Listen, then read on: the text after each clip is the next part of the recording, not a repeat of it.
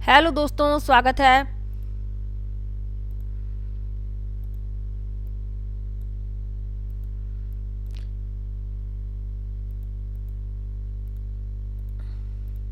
Hello दोस्तों, स्वागत है आपका मेरे यूट्यूब चैनल परीक्षा प्लान में। तो कैसे हैं आप लोग? आई होप अच्छे होंगे। तो जैसा कि आप लोगों को पता है कि रीट मेंस के लिए इंपॉर्टेंट क्वेश्चन की मैं प्रैक्टिस करवा रही हूँ। ये प्रैक्टिस का दूसरा वीडियो है। इसके पहले वाले वीडियो में मैंने 40 प्रश्न लिए थे। आज देखते हैं कितने प्रश्न हो पाते हैं। तो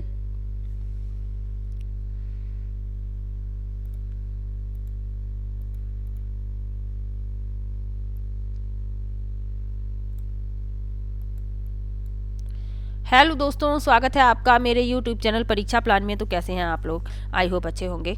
तो जैसा कि आप लोगों को पता है कि रीट मेंस के लिए राजस्थान का इतिहास, भूगोल, कला एवं संस्कृति से संबंधित महत्वपूर्ण प्रश्नों की प्रैक्टिस मैं करवा रही हूँ। ये दूसरा वीडियो है। इसके पहले वाले वीडियो में मैंने 40 प्रश्न लिए थे। आज देखते हैं प्रश्न कितने हो पाते हैं। तो चलिए वीडियो को शुरू करते हैं। वीडियो देखने के बाद यदि आपको अच्छा लगे, हेल्पफुल लगे तो वीडियो को लाइक और शेयर कीजिएगा, और यदि आप चैनल पर नए हैं तो चैनल को सब्सक्राइब कर लीजिए। तो चलिए शुरू करते हैं। पहला प्रश्न दिया गया है, 1857 ईस्वी के प्रथम स्वतंत्रता संग्राम में अंग्रेजों के विरुद्ध झांसी की रानी लक्ष्मीबाई और तात्या टोपे को अपनी सेनाओं के वेतन और रसद हेतु धन किसने उपलब्ध करवाया? पहला है डूंगजी जवाहर जी, दूसरा है सेठ अमरचंद बाठिया, तीसरा विकल्प है कुंवर दीप सिंह और चौथा है महाराजा मान सिंह। तो 1857 के विद्रोह में रानी लक्ष्मीबाई और तात्या टोपे को आर्थिक सहायता दी थी सेठ अमरचंद बाठिया ने। दूसरा विकल्प सही हो जाएगा। अमरचंद बाठिया झांसी के एक धनी और प्रभावशाली व्यापारी थे। तो इन्होंने रानी लक्ष्मीबाई की और तात्या टोपे की आर्थिक सहायता की थी। सेनाओं के वेतन और रसद हेतु धन दिया था, याद रखिएगा। चलिए आगे बढ़ते हैं। पथिक ने किस समाचार पत्र के माध्यम से बिजौलिया कृषक आंदोलन को अन्य भारतीय समाचार पत्रों तक पहुंचा दिया? पहला है प्रताप, दूसरा है राजस्थान केसरी, तीसरा है नवीन राजस्थान और चौथा है प्रभात। तो पथिक ने प्रताप के माध्यम से, प्रताप समाचार पत्र था, तो इसी के माध्यम से बिजौलिया कृषक आंदोलन को अन्य भारतीय समाचार पत्रों तक पहुंचा दिया।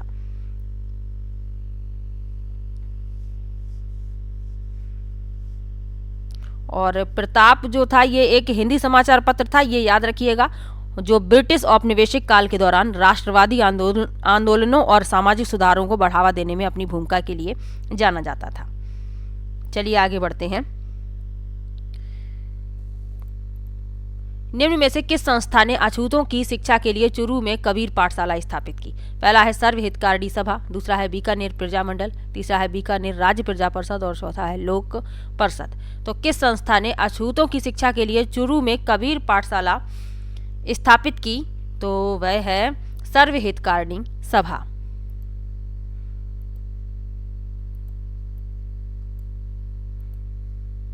पहला विकल्प इस प्रश्न का उत्तर हो जाएगा। सर्वहितकारी सभा चुरू में स्थापित एक संस्था थी जिसका उद्देश्य समाज के वंचित वर्गों के उत्थान के लिए था। यह संगठन विशेष रूप से अछूतों के लिए शिक्षा और सामाजिक सुधार प्रदान करने पर केंद्रित था। तो ये आपको याद रखना है। चलिए आगे बढ़ते हैं।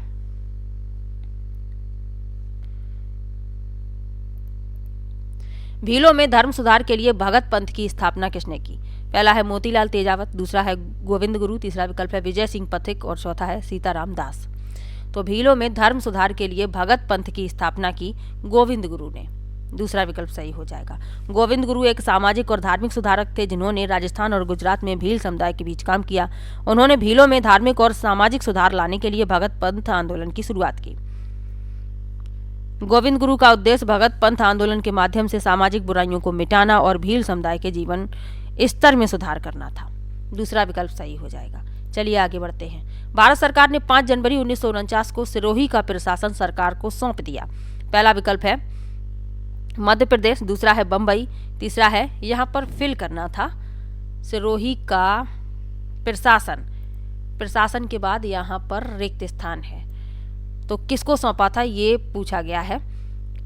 पहला विकल्प है मध्य प्रदेश, दूसरा है बम्बई, तीसरा है गुजरात और चौथा है राजस्थान। तो भारत सरकार ने 5 जनवरी 1949 को सिरोही का प्रशासन बम्बई को सौंप दिया। दूसरा विकल्प सही हो जाएगा। सिरोही का प्रशासन 5 जनवरी 1949 को बॉम्बे सरकार को सौंप दिया गया था। 1950 में सिरोही जिले को राजस्थान राज्य में मिला लिया गया था। तो ये भी याद रखिएगा।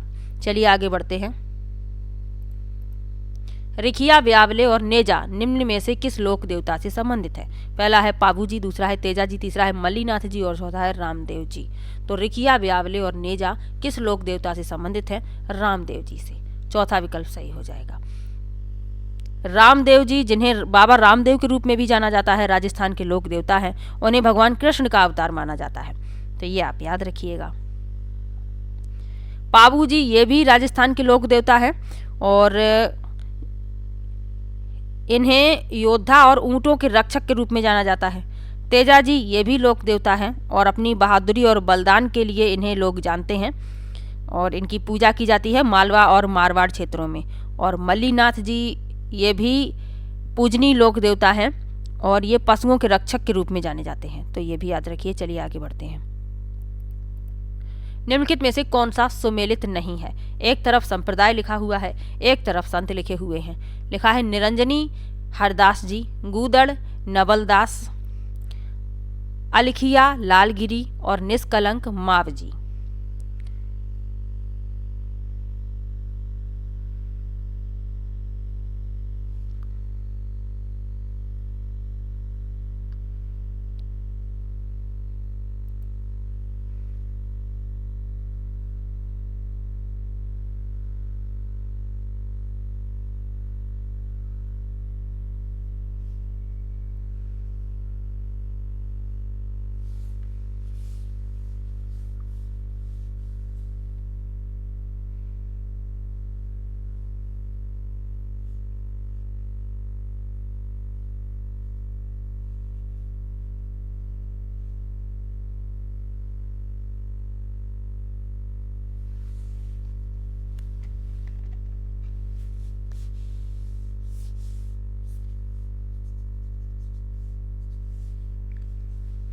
तो इसमें बताना है जो सुमेलित नहीं है।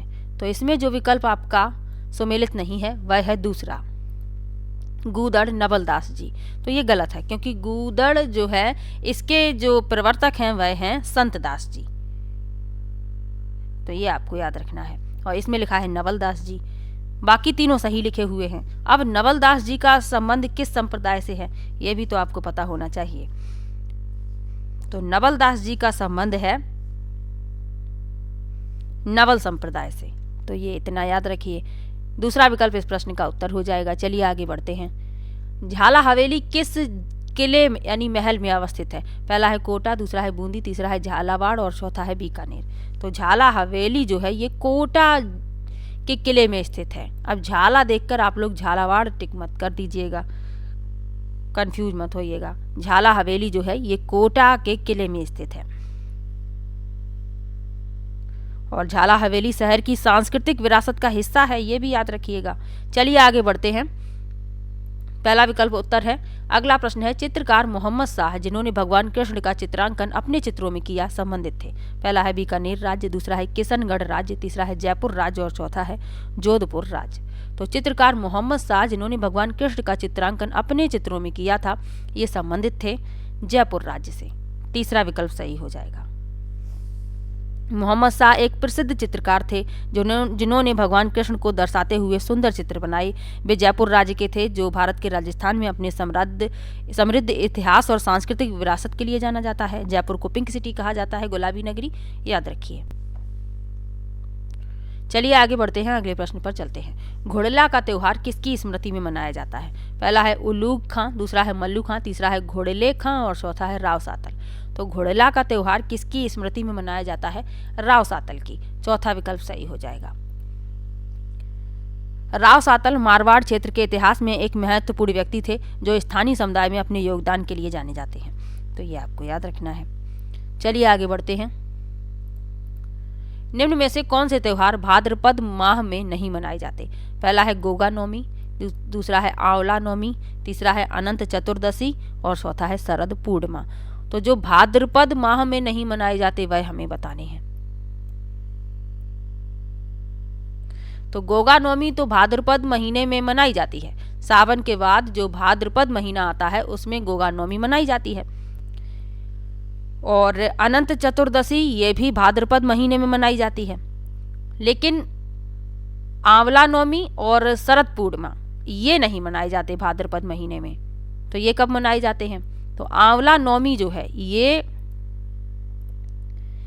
कार्तिक महीने में मनाई जाती है और शरद पूर्णिमा आश्विन महीने में।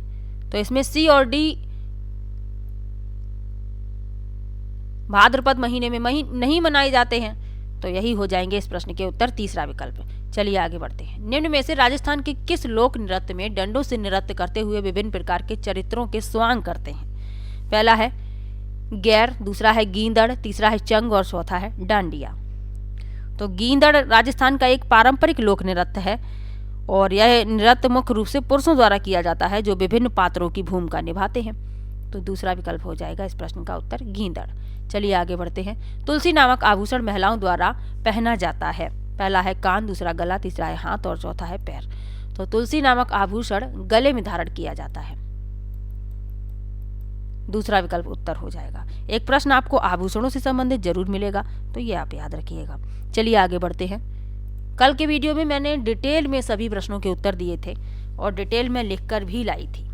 अब आप लोगों ने बताया नहीं कि वो वीडियो कैसा लगा आप लोगों को, तो इस वीडियो में मैंने डिटेल नहीं लिखी है, सीधा सीधा जल्दी जल्दी से मैं उत्तर बता रही हूँ।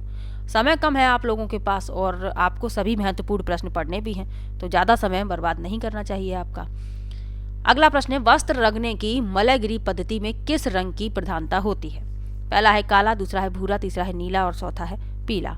तो वस्त्र रंगने की मलयगिरी पद्धति में भूरे रंग की प्रधानता होती है। दूसरा विकल्प सही हो जाएगा। यह जो प्रक्रिया है, यह विशेष रंगाई प्रक्रिया अपने प्राकृतिक और मिट्टी के रंगों के लिए जानी जाती है, जिसमें भूरा एक प्राथमिक रंग है जो विभिन्न प्राकृतिक स्रोतों से प्राप्त होता है। चलिए आगे बढ़ते हैं। राजस्थान के निम्नलिखित राज्यपालों में से कौन भारत के एयर चीफ मार्शल भी रह चुके हैं? पहला विकल्प है बसंत राव पाटिल, दूसरा विकल्प है रघुकुल तिलक, तीसरा विकल्प है ओपी मेहरा और चौथा है सुखदेव प्रसाद। तो राजस्थान के राज्यपाल जो एयर चीफ मार्शल रह चुके हैं वह हैं ओपी मेहरा। तीसरा विकल्प सही हो जाएगा। ओपी मेहरा ने जनवरी 1973 से जनवरी 1976 तक भारतीय वायुसेना के वायुसेना अध्यक्ष के रूप में कार्य किया। वायुसेना अध्यक्ष के रूप में अपने कार्यकाल के दौरान उन्होंने एयर चीफ मार्शल का पद धारण किया। भारतीय वायुसेना से सेवानिवृत्त होने के बाद उन्होंने 1980 से 1982 तक महाराष्ट्र के राज्यपाल के रूप में कार्य किया। उसके बाद 1985 से 1987 तक राजस्थान के राज्यपाल भी रहे हैं। तो आपको दोनों ही बातें याद रखनी है, महाराष्ट्र के राज्यपाल के रूप में भी कार्य किया है और राजस्थान के राज्यपाल के रूप में, लेकिन कार्यकाल का जो समय था वो अलग अलग था, तो ये भी याद रखिए। अगला प्रश्न है, निम्नांकित में से कौन सुमेलित नहीं है? लिखा है विधानमंडल के विश्रांति काल में अध्यादेश प्रख्यापित करने की राज्यपाल की शक्ति, अनुच्छेद 123। कुछ मामलों में दंडादेश के निलंबन, परिहार या लघुकरण की राज्यपाल की शक्ति, अनुच्छेद 161। राज्यपाल राज्य के महाधिवक्ता की नियुक्ति करेंगे, अनुच्छेद 165। और राज्यपाल राज्य विधानमंडल के सदन को आहूत करेंगे, अनुच्छेद 174। अब जो सुमेलित नहीं है वह बताना है। तो इसमें जो सुमेलित नहीं है वह है पहला विकल्प, विधानमंडल के विश्रांति काल में अध्यादेश प्रख्यापित करने की राज्यपाल की शक्ति, अनुच्छेद 123। तो ये अनुच्छेद 123 नहीं है, बल्कि भारतीय संविधान का अनुच्छेद 213 राज्यपाल को राज्य विधानमंडल के अवकाश के दौरान अध्यादेश जारी करने की शक्ति प्रदान करता है। तो यहाँ पर होना चाहिए था अनुच्छेद 213, तो यही सुमेलित नहीं है, तो यही हो जाएगा इस प्रश्न का उत्तर। अगला प्रश्न है, राजस्थान में राज्य मंत्री जिसके पास किसी विभाग या उसकी विनिर्दिष्ट शाखाओं का स्वतंत्र प्रभार है, किसके अनुमोदन से उस विभाग या यथा स्थिति उसकी विनिर्दिष्ट शाखाओं से संबंधित कार्य या उससे संबद्ध उप मंत्री को आवंटित करेगा? पहला है राज्यपाल, दूसरा है मुख्यमंत्री, तीसरा है मुख्य सचिव और चौथा है संबंधित विभाग का कैबिनेट मंत्री। प्रश्न बड़ा है, ध्यान से पढ़िएगा। राजस्थान में राज्य मंत्री जिसके पास किसी विभाग या उसकी विनिर्दिष्ट शाखाओं का स्वतंत्र प्रभार है, किसके अनुमोदन से उस विभाग या यथा स्थिति उसकी विनिर्दिष्ट शाखाओं से संबंधित कार्य या उससे संबद्ध उप मंत्री को आवंटित करेगा? तो इसमें आपका दूसरा विकल्प सही हो जाएगा, मुख्यमंत्री। चलिए आगे बढ़ते हैं। राजस्थान विधानसभा द्वारा पारित विधेयक को राज्यपाल द्वारा पुनर्विचार के लिए लौटाए जाने पर यह विधेयक सदन के सम्मुख पुनः रखने के लिए अधिकृत है। पहला है विधानसभा अध्यक्ष, दूसरा है नेता प्रतिपक्ष, तीसरा है मुख्यमंत्री और चौथा है मुख्य सचेतक। तो इसमें जो आपका विकल्प सही है वह है पहला विकल्प, विधानसभा अध्यक्ष। ये प्रश्न बहुत ही ज़्यादा महत्वपूर्ण है। तो आप लोगों से बस एक ही रिक्वेस्ट है कि वीडियो को पूरा ज़रूर देखें। आपका परीक्षा का अंतिम समय चल रहा है, तो महत्वपूर्ण प्रश्न आपके छूटने नहीं चाहिए। आपको ये अफसोस नहीं होना चाहिए कि काश मैं ये प्रश्न पढ़ लेता या पढ़ लेती। तो जो भी प्रश्न महत्वपूर्ण है उन्हें जरूर पढ़ लीजिए। अभी आपके पास इतना समय है कि आप सभी प्रश्नों को पढ़ सकते हैं। बस ये आपके ऊपर डिपेंड है कि आप किस तरीके से मैनेज करते हैं। इसमें आपका पहला विकल्प सही हो जाएगा। विधानसभा अध्यक्ष राजस्थान विधानसभा में पुनर्विचार के लिए राज्यपाल द्वारा भेजे गए विधेयक को सदन के समक्ष प्रस्तुत करने के लिए अधिकृत है। चलिए आगे बढ़ते हैं। राजस्थान के मुख्य सचिव से संबंधित निम्नलिखित कथनों पर विचार कीजिए और सही विकल्प की पहचान कीजिए। पहला है मुख्य सचिव मंत्रिपरिषद का, साथ ही उसकी उप समिति का भी सचिव होगा। दूसरा है राजस्थान में भारतीय प्रशासनिक सेवा के वरिष्ठतम अधिकारी को ही मुख्य सचिव नियुक्त किया जा सकता है। अब इसमें आपको बताना है कौन सा सही है। तो केवल पहला सही है, यानी पहला विकल्प हो जाएगा उत्तर। चलिए आगे बढ़ते हैं। राजस्थान लोक सेवा आयोग से संबंधित निम्नलिखित में से कौन सा कथन गलत है। राजस्थान के गठन के समय कुल 22 प्रांतों में से केवल 3 प्रांत जयपुर, जोधपुर और बीकानेर में ही लोक सेवा आयोग कार्यरत थे। दूसरा है राजस्थान लोक सेवा आयोग 22 दिसंबर 1949 से प्रभाव में आया। तीसरा है भारतीय संविधान के अनुच्छेद 234, 315 और 323 तक लोक सेवा आयोगों के विभिन्न कार्यों और शक्तियों से संबंधित है। और चौथा है प्रारंभ में आयोग में 1 अध्यक्ष और 3 सदस्य थे।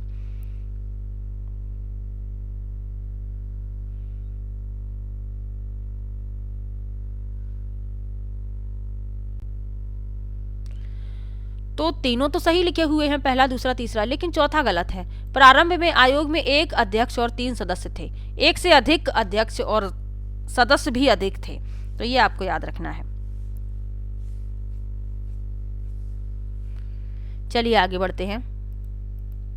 राजस्थान का राज्य मानवाधिकार आयोग के अध्यक्ष की पदावधि का उल्लेख मानव अधिकार संरक्षण अधिनियम 1993 की निम्नलिखित में से किस धारा में किया गया। पहला है 21, दूसरा है 22, तीसरा है 24 और चौथा है 25।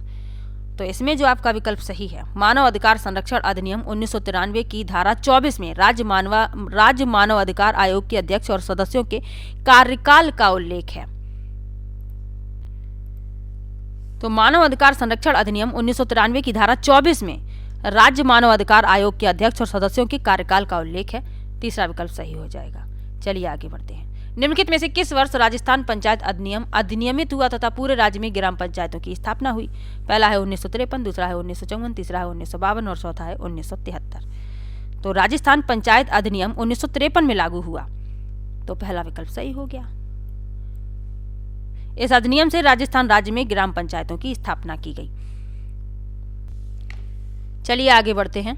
यदि राजस्थान विधानसभा कोई ऐसा विधेयक पारित करती है जो उच्च न्यायालय की संवैधानिक स्थिति को खतरा पहुंचाता है, तो राजस्थान का राज्यपाल पहला है विधेयक को अनुमति देगा, दूसरा है विधेयक पर हस्ताक्षर से पूर्व न्यायालय की सलाह लेगा तथा उस सलाह के अनुसार कार्य करेगा, तीसरा है विधेयक पर अनुमति नहीं देगा किंतु उसे राष्ट्रपति के विचार के लिए आरक्षित रखेगा, और चौथा है विधेयक को राजस्थान के मुख्यमंत्री के पास उसके विचारण के लिए भेजेगा।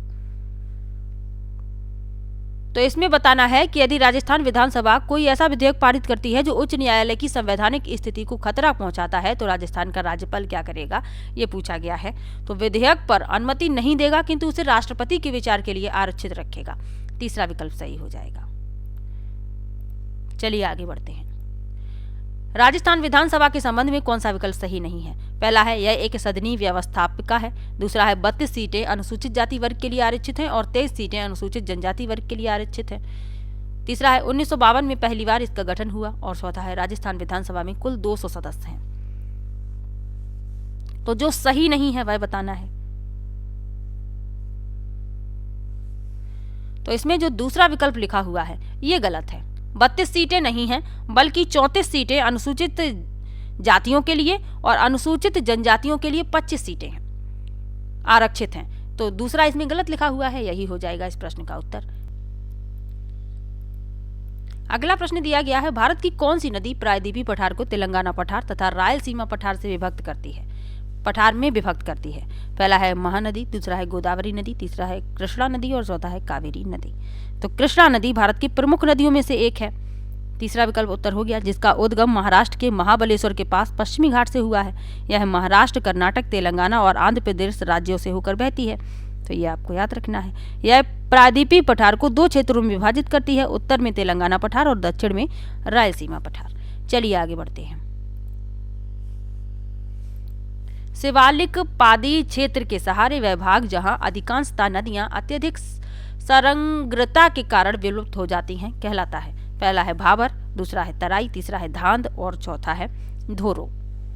धोरो है यहाँ पर, धोरो। तो इसमें आपका जो विकल्प सही है वह है पहला विकल्प भाबर। भाबर क्षेत्र शिवालिक पर्वतमाला की तलहटी में स्थित है। यह शिवालिक से उतरने वाली धाराओं द्वारा जमा किए गए मोटे जलोढ़ की एक संकीर्ण पेटी की विशेषता है। यह क्षेत्र अत्यधिक छिद्रपूर्ण है, जिससे धाराएं जमीन में विलुप्त हो जाती हैं। चलिए आगे बढ़ते हैं। निम्नलिखित में से कौन सा कारक भारत में मानसून के प्रभाव को प्रबल बनाता है? पहला है जब मई माह में उत्तरी हिंद महासागर में उच्च वायुदाब स्थापित होता है। दूसरा है मार्च तथा अप्रैल माह में चिली तथा अर्जेंटीना में सुविकसित उच्च वायुदाब रहता है। तीसरा है अप्रैल मई माह में जंजीबार के निकट पूर्वी अफ्रीकी तट पर भारी वर्षा होती है। और चौथा है मई माह में उत्तरी हिमालय प्रदेश में भारी हिमपात होता है। तो इसमें जो आपका विकल्प सही है वह है दूसरा विकल्प, मार्च तथा अप्रैल माह में चिली तथा अर्जेंटीना में सुविकसित उच्च वायुदाब रहता है। चलिए आगे बढ़ते हैं, अगले प्रश्न पर चलते हैं। पूर्वी तथा मध्य हिमालय की तलहटी से 1500 मीटर की ऊंचाई तक किस प्रकार का वन पाया जाता है? यहाँ पर गलती से यहाँ वन होगा, वन लिख गया था। पहला है उष्णकटिबंधीय पर्णपाती वन, दूसरा है उष्णकटिबंधीय सदाबहार पर्वतीय वर्षा वन, तीसरा है शीतोष्ण वन और चौथा है अल्पाइन वन।